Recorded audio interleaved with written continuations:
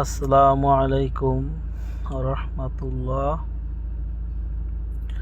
সবাই আছেন কেমন? আলহামদুলিল্লাহ ভালো আছি।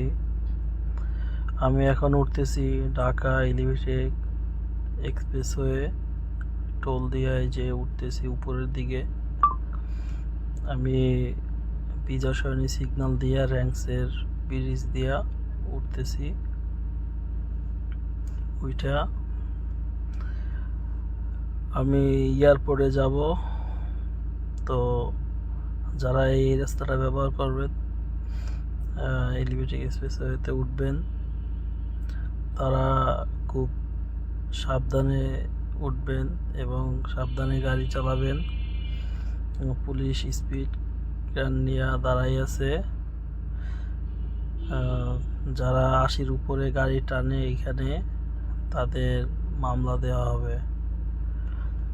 আর এমনিতে এখানে লেখা আছে 60, তো সাইডে টানলে কিছু, সাইডের উপরে টানলেও কিছু বলবে না।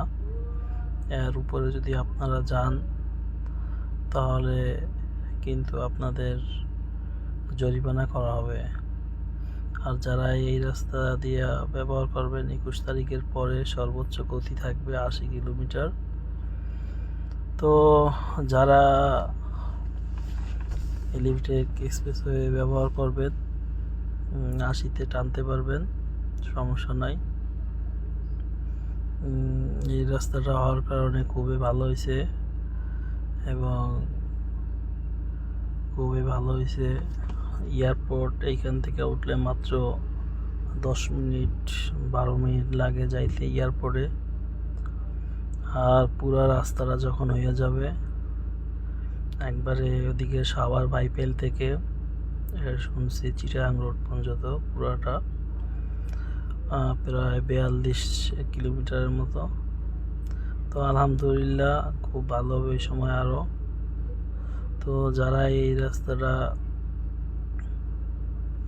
করবেন সবাই সাবধানে গাড়ি চালাবেন, নিজের শরীরের দিকে নিজের কন্ট্রোল নিয়ে গাড়ি চালাবেন। কেউ ওভারটেক করবেন না, কেউ তাড়াহুড়া করবেন না, কারণ একটা দুর্ঘটনা সারা জীবনের কান্না। তো সবাইকে ধন্যবাদ। সবাই ভালো থাকবেন, সুস্থ থাকবেন।